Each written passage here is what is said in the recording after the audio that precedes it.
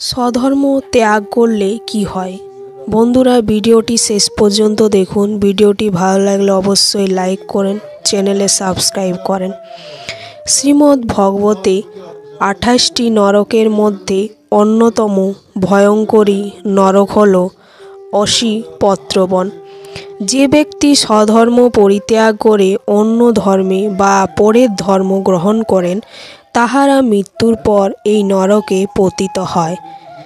যমদূতগণ অতি গরম তাপের কীটের জলে তাকে ফেলিয়া তার দেহ কষাঘাত করতে থাকে। তখন সেই যন্ত্রণা সহ্য করতে না পেরে ছুটাছুটি করতে থাকে। তখন অতি ধারালো তালবনের অশিপত্র দ্বারা তার দেহ কেটে ছিন্ন বিচ্ছিন্ন হয়ে যায়। তখন সেই চিৎকার করে বলে, আমি হত হলাম, আমাকে ছেড়ে দাও।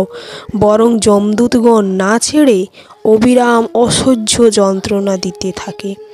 এইভাবে মৃত্যুর পর তারা অনেক বছর এই ভয়ঙ্করী নরকে কষ্ট ভোগ করে।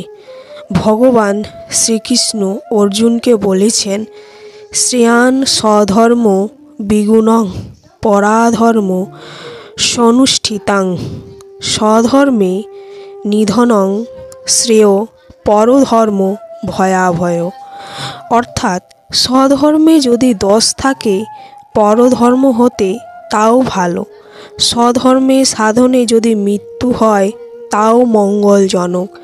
বর্তমানে কিছু ছেলেমেয়েরা লোভে সামান্য সুখের জন্য নিজের ধর্ম পরিত্যাগ করে, কিন্তু তারা ভাবে না যে কি অন্যায় করছে। হরে কৃষ্ণ।